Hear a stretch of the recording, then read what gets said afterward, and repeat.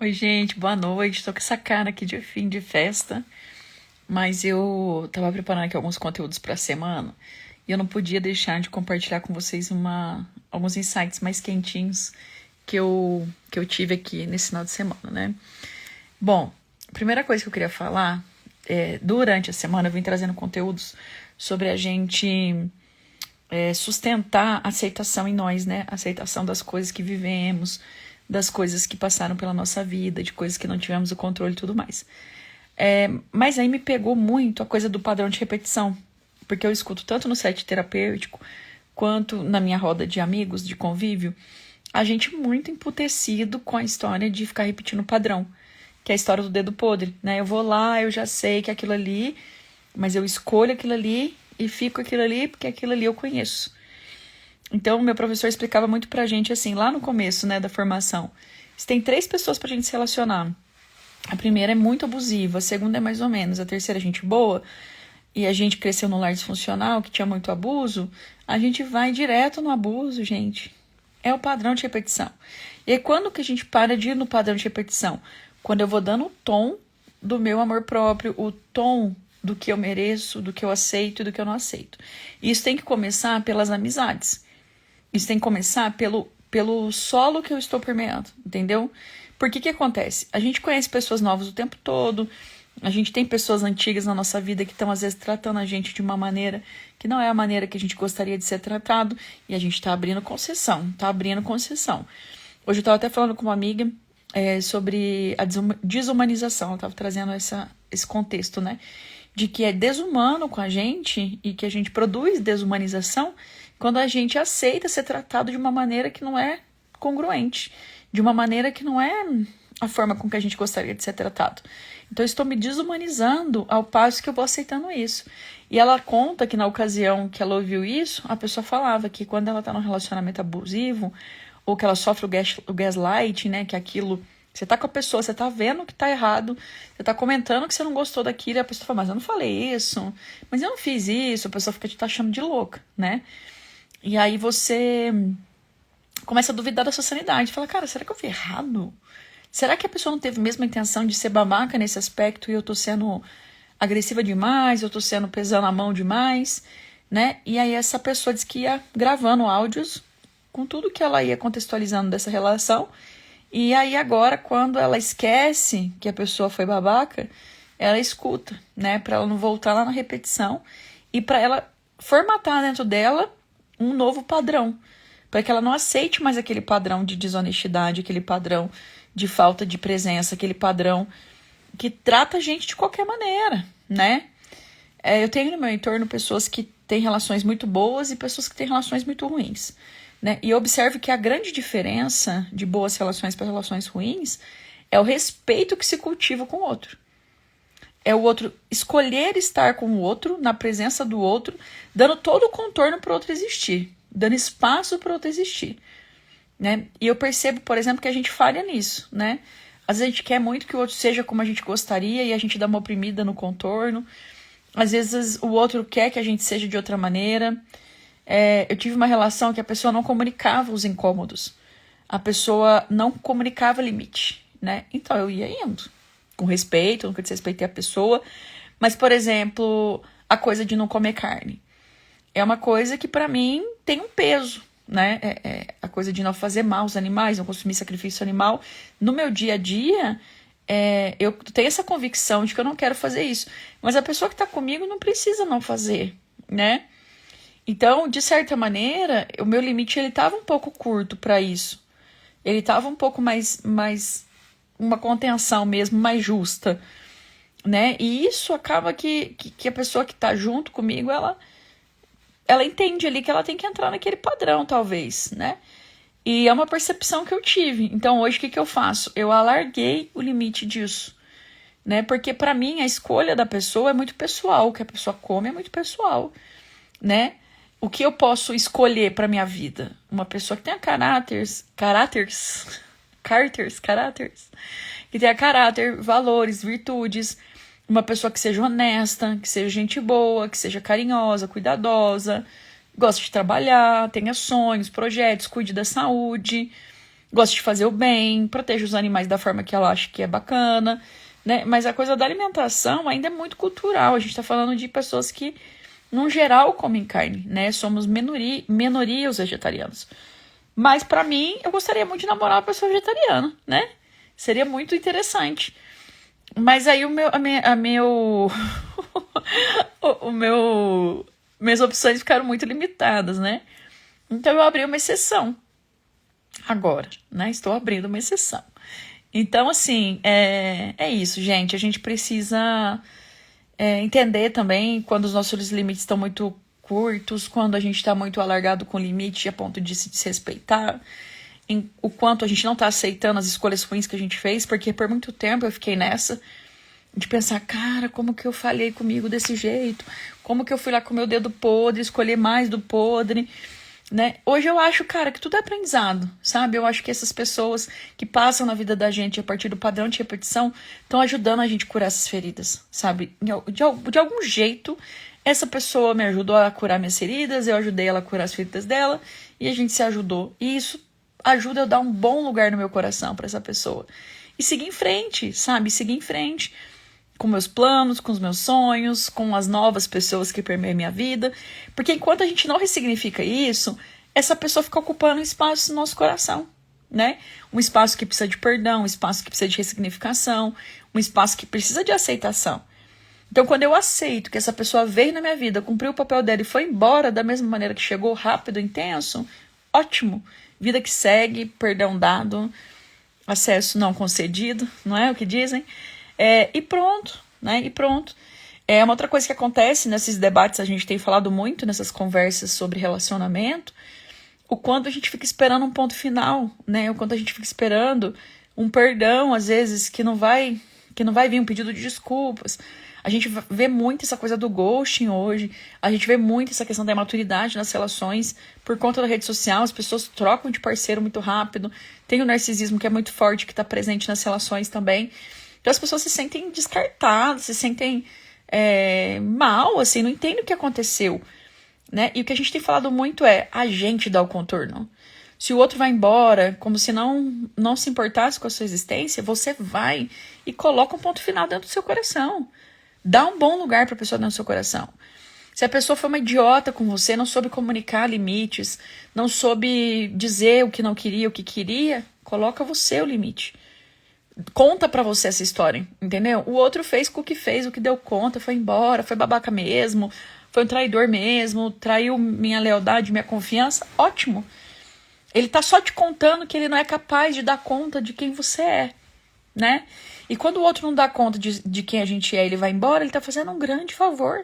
Você imagina você casar com uma pessoa que não dá conta da sua essência, que não dá conta de respeitar você na sua essência, que não dá conta de valorizar a honestidade que você entrega, de valorizar o amor que você entrega, porque não tá preparado, porque tá acostumado com porcaria. Tem gente que tá acostumado com porcaria, gente. Sinto muito. Muitos de nós também estávamos. Eu acho que eu também estava um pouco, sabe? A gente se acostuma com coisa ruim, do mesmo jeito que a gente se acostuma com coisa boa. Só que a gente precisa do contraste para a consciência nascer. A filosofia fala muito disso, que a consciência nasce do contraste. Eu só sei que tem o branco porque tem o preto, que tem o frio porque tem o calor, que tem o bom porque tem o mal. E o relacionamento bom do relacionamento ruim que difere é o contraste mesmo. Porque se eu tô acostumado com porcaria, vai chegar porcaria e eu vou falar, ai, que linda essa porcaria. Olha, me trata mal, que belezinha, né? Me trai, nossa, que pessoa linda, ela me trai. Mas pelo menos ela coloca comida dentro de casa, que é o que eu escuto direto. Ah, a pessoa me trai, mas ela põe comida dentro de casa. Ela trata bem as crianças. Tem muita gente falando isso. Ah, mas pelo menos é presente financeiramente. Cara, olha que migalha. Porque a pessoa pode ser bem... Oi, Larissa. Pode ser uma boa pessoa... nesse contexto aí de nutrição financeira, sei lá, de provedor da casa, mas aí trata todo mundo mal, e aí o que acarreta nisso, o trauma que isso acarreta, né? O marido lá que é infiel, trata as crianças que nem umas idiotas, faz mal pra todo mundo, mas pelo menos ele provém. Cara, a gente não precisa dessa dependência financeira, dessa dependência emocional, desse vínculo destrutivo, porque o cara tá no papel de machista, né, onerando toda aquela família, trazendo um desgaste e tudo mais. Então Então, quando a gente fala dessa autonomia feminina, a gente fala desse lugar que pode acontecer também nas relações homoafetivas, que a gente também vê acontecer. A gente vê muitas mulheres no papel do masculino doente. Doente. Tem mulheres que convivem com homens machistas e são mulheres machistas. E são lésbicas machistas que estão reproduzindo comportamento de traição, reproduzindo um comportamento de desonestidade, de falta de lealdade, de falta de parceria, igualzinho o homem macho alfa e esses babacas aí, né? E hoje eu tô nessa linguagem porque eu tava muito nessa coisa de grupo, e o grupo fala muito assim, né? Então eu tô reproduzindo aqui uma linguagem, eu nem gosto de palavrão, vocês sabem, mas é porque eu acho que baixa a vibração, né? Mas eu acho que vale a pena também trazer um pouco dessa fala, dessa linguagem de grupo, né? Que acaba permeando a nossa existência aqui e falando um pouco dessa linguagem que é a que tá aí na rua também, né? O que eu tento fazer é tornar a terapia acessível. Quanta gente não tem feito terapia, não se aproxima do set terapêutico, não busca se conhecer porque acha que não tem condições ou porque não é acessível. Eu quero que o set terapêutico esteja na rua, sabe? Esteja na calçada, esteja próximo a quem quiser ter acesso ao set terapêutico. Eu quero ser uma facilitadora disso, sabe? Então, falar nessa linguagem eu acho que faz sentido também. Quero poder somar nesse aspecto. E que a gente possa se dar a mão e levantar desses lugares que colocaram a gente, sabe? Lugares de opressão. Eu, por muito tempo, eu achava que eu tinha que viver em lugares oprimidos. Que eu tinha que fazer de uma maneira para ser aceita. Cara, hoje é torto direito, eu já tô saindo fora, entendeu? Ninguém vai me tratar da maneira que eu não acho que eu devo ser tratada. Eu quero ser tratada com gentileza, com beleza. Quero estar em lugares que as pessoas veem o valor que eu vejo em mim. Porque se a pessoa não é capaz de enxergar o meu valor, eu não permaneço. Porque é isso, a pessoa tá acostumada com porcaria, vai chegar uma energia diferente, a pessoa não vai valorizar porque ela não conhece uma essência boa, ela conhece só porcaria. Enquanto ela não olhar para uma essência boa e falar, cara, tem valor nisso daqui, ela vai continuar valorizando a porcaria. Esse é o padrão de repetição, entende? Uma pessoa que cresceu num lar disfuncional, que a mãe destruiu o psicológico daquela pessoa, ela vai atrair uma parceria com o psicológico que vai atrapalhar o psicológico dela também. E vai aparecer alguém mais sóbrio, alguém com mais amor? Não quero. Não quero, porque isso aqui é monótono. Isso daqui me entedia. A gente vê muito isso no set terapêutico. Pessoas entediadas de relações que são boas. Porque tá acostumado com caos, tá acostumado com briga. Oi, Polly. Tá acostumado com gente que não respeita. Então, quando a pessoa recebe alguém na vida que respeita, que cuida e tal, a pessoa não quer. Ela falta falar inconscientemente. Na verdade, isso rola inconscientemente, ela falta verbalizar. Por favor, me maltrate. Por favor, me trate mal. Por favor, não me trate com gentileza. Por favor, não seja leal comigo. Porque o que eu conheço de amor é desafeto, é deslealdade, é não me colocar como prioridade. Então, se você entregar isso, a pessoa vai sofrer, porque ela não sabe o que faz com isso. Então, o que a gente tem que fazer? Quando a gente alcança esse lugar de dar uma visibilidade pro padrão, a gente não muda imediatamente. Eu não tô lá, tipo, num padrão de repetição horroroso por anos, aí eu vou lá e mudo pra um padrão ótimo. Não. Eu primeiro vou tomando consciência. E na relação. A gente só aprende na relação. Então, chega uma relação pra mim com love bomb. A pessoa me bombardeando de amor, de afeto, você é linda, maravilhosa, você é minha alma gêmea, sei quem eu sempre quis, não sei o que lá, não sei o que lá. Eu falo, que lindo! Eu quero isso, porque eu mereço ser bem tratado, eu mereço alguém que me veja com amor. Só que acontece, a pessoa não sustenta isso, porque ela tá fazendo manipulação. O love bombing é o bombardeio de amor e é a manipulação, né? E aí, quando essa manipulação acaba, a manipulação não acaba, mas o love bombing acaba, e depois vem a fase do descarte, né? E várias outras fases de relacionamentos tóxicos, né? E aí eu olho e falo, não, mas cadê o amor que estava sendo prometido aqui? Cadê esse cuidado, esse afeto, esse carinho, essa amizade que foi prometida aqui? Ela foi retirada, então eu também me retiro.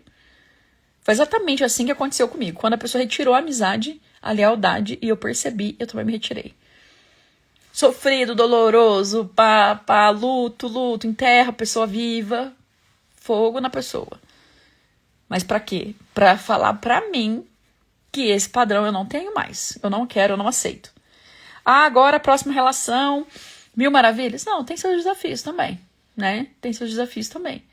Tem todo um lugar de é assim, não é, o que é, o que não é, né? Mas é sóbrio, a coisa é sóbria. né? Se você passa por um love bombing, que ele deixa você atordoada, a fase do apaixonamento, numa próxima, você fala, cara, menos, bem menos, né? Vamos devagar, né? Mas aí, é bom a gente entender também qual parte nossa tá se relacionando, né? Quando a gente fala de pais abusivos, por exemplo, esses dias a gente teve uma conversa muito legal em grupo, que é o seguinte, os nossos pais foram abusivos com a gente, mas eles têm uma parte boa. Só que muitas das vezes a gente não se relacionou com esses pais bons, entende? O povo da rua se relacionou, mas a gente dentro de casa não. Então, tipo, não é certo dizer que essas pessoas não são boas pessoas, elas não foram boas para nós em algum nível, né? Mas é uma pena que a gente não se relacionou com essa parte boa, na maioria das vezes, né? E aí, quando a gente vem pra relação, a gente tem que entender também que parte nossa tá se relacionando. Porque quando a gente tá no apaixonamento, a gente tá muito no adolescente. Então, como é que foi nosso adolescente? Porque a gente fala muito da criança ferida, da criança interior, mas a gente tem um adolescente ferido também. A gente tem um adolescente que sofreu bullying, um adolescente que foi negligenciado, um adolescente que transou tarde, um adolescente que não aprendeu nem sobre higiene básica, sobre depilação, sobre nada, um adolescente que foi pra vida, assim, ó, sem nem saber usar desodorante, entendeu? A gente tem esse contexto também, muitos de nós. Então, assim, como que esse adolescente se relacionou? Ele foi hostilizado? Ele foi manipulado? Como é que ele foi? Porque quando vê, é ele que tá se relacionando agora. Quem que quer casar? Quem que quer pôr uma aliança no dedo? É adolescente que teve o seu sonho lá de um namoro saudável, negligenciado, porque já tava no padrão, no primeiro namoradinho? Entende?